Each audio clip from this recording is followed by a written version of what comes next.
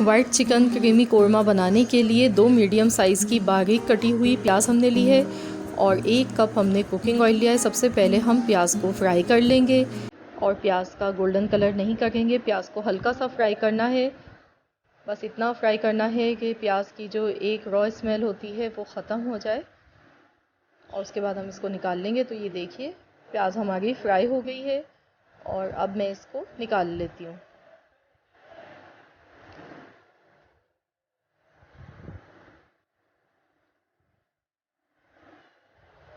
प्याज को निकालकर ठंडा कर लेना है।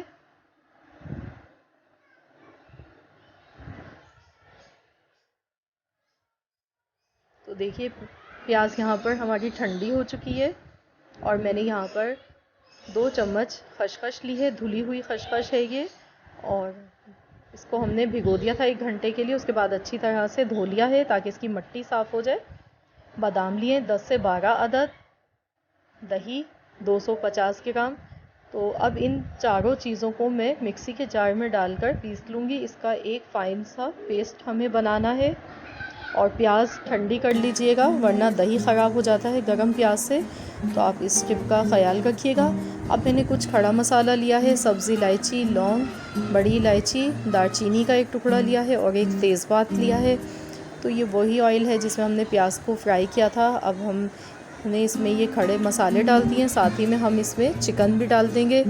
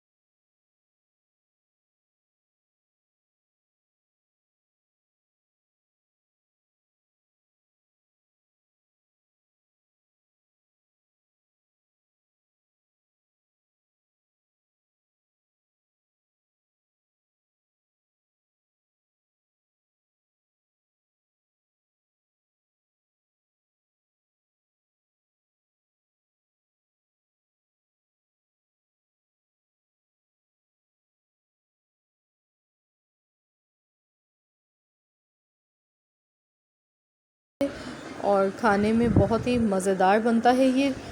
तो मैंने यहाँ पर सफ़ेद दक्कनी मिर्च ली है यानी कि वाइट पेपर 1 चाय का चम्मच, पिसी हुई काली मिर्च का पाउडर आधा चाय का चम्मच, नमक हस्बे ज़ायका डालेंगे हम इसमें, आप टेस्ट के मुताबिक डाल लें जितना आप पसंद करते हैं। और अब हम इसको मिक्स कर लेंगे। साथ ही में मैं इसमें ज़ीरा पाउडर भी डाल गई हूँ आधा चाय का चम्मच, और ज़ीरा पाउडर ऑप्शनल है, आप चाहें तो ना डालें, लेकिन ये अगर आप डालेंगे तो इससे टेस्ट अच्छा बनेगा। अब मैं इसको पका लेती हूँ। देखिए हमने मसालों को अच्छी तरह से पका लिया है। तो अब मैं इसमें वही पेस्ट डाल गई हूँ जो हमने प्याज को फ्राई किया था और प्याज के साथ हमने दही, बादाम और खसखस को मिलाकर पीस लिया था। तो फ्रेंड्स अगर आप खसखस आपके पास नहीं है, कोई मसला है, आप इसकी जगह काजू का इस्तेमाल कर सकते हैं। तो मैं इसको इसी तरीके से थोड़ी सी देर पकाऊंगी। तो देखिए फ्रेंड्स मैंने यहाँ पर इसको 6 से 7 मिनट पका लिया था। अब मैं इसमें आधा कप मैंने फ्रेश क्रीम डाल दी है। इससे ये हमारा कोरमा जो है बहुत ही क्रीमी सा बनेगा। तो मैंने इसको कवर कर दिया है, इसको हम पकने देते हैं 10 मिनट के लिए। अब हम इसको चेक कर लेते हैं।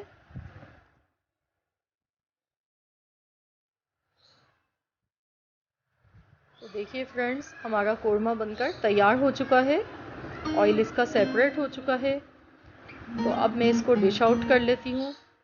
तो फ्रेंड्स आपने देखा कितनी ज़्यादा आसान सी और मिनटों में बन जाने वाली रेसिपी है ये, और आप इसको ज़रूर ट्राई कीजिएगा।